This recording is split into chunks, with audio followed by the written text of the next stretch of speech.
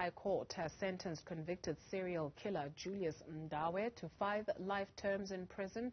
He was found guilty of killing 5 women between 2018 and 2019. He buried some of the women in his backyard. Mndawe was arrested in 2019 after he was found with one of the victim's cell phones in his possession. In the result, this court sentences you as follows. Count 1. The murder of Elena Toki Klaka. You are sentenced to life imprisonment. Count 5. The murder of Banele Khoza. You are sentenced to life imprisonment. Count 7. The murder of Noxolo Purity Ndluli. You are sentenced to life imprisonment. Count 9. The murder of Ntandaso Innocentia Ndluli. You are sentenced to life imprisonment. Count 11. The murder of Felicia Ndlovu. You are sentenced to life imprisonment. Count 3, 6, 8, 10 and 12. Obstructing the course of justice or the administration of justice as set out in the charge sheet. You are sentenced to 5 years imprisonment on each count. Mweli Masilela has been following developments around that case. So we just heard from the acting judge as she delivered her judgment, but I think I'd like for this to be a starting point. What was his demeanor when this judgment was handed down? We know that he hasn't wanted to show his face for a very long time, and even when the judgment was delivered, bowing and bowing his head at least and not wanting to be seen. Indeed, nothing has changed from that since he started appearing in court.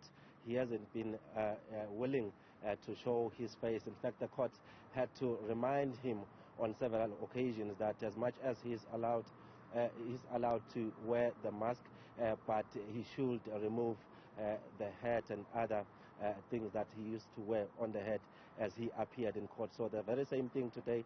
But looking into him, indeed, as he spoke to that legal aid lawyer that was representing him, you could see that indeed he could feel that this is the end of the road in as far as this case is concerned.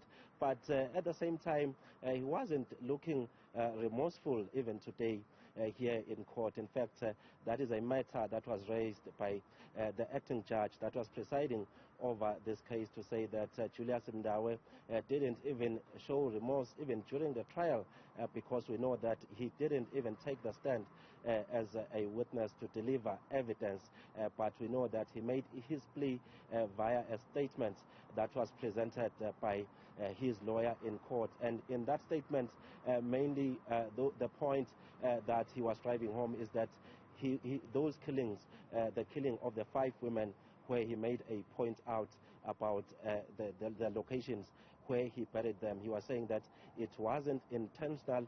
There was some argument at some point and he ended up killing them. But on the other side today, we heard from that sentencing by the court today to say that these cases, these killings were premeditated. That is why the court believes that indeed he deserved a harsh sentence. That is why he was then presented to those 5 life terms.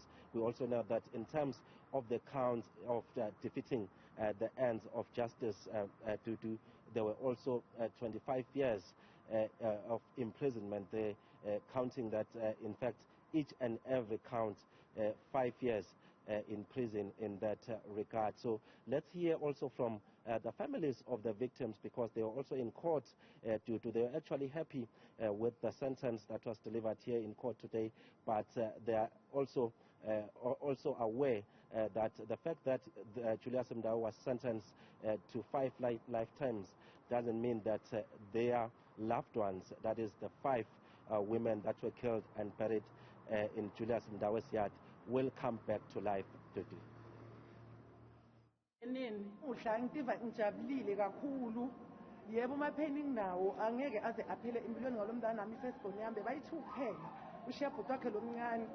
Bengingasakhona lutho, angikhona lutho lokungisona nemtimba angisakhuluphana emtimbeni. Ngihlala ngicabanga yena namhlanje malanga sibhlungu ngoba nangithinga ngalapha simalo lomthandazo ngalamalo lomthandazo kwanamuhla lokhu sigwebo simnike kona. Ngijabule kakhulu ngehlite yami yonke ngijabulile akahambe ngizokhona ukukhululeka. A very difficult moment, but perhaps a little bit satisfying for those families. He's known as the Masoyi monster. What is Masoyi? So Masoyi is a village or a settlement just near Hazelview here in Mpumalanga.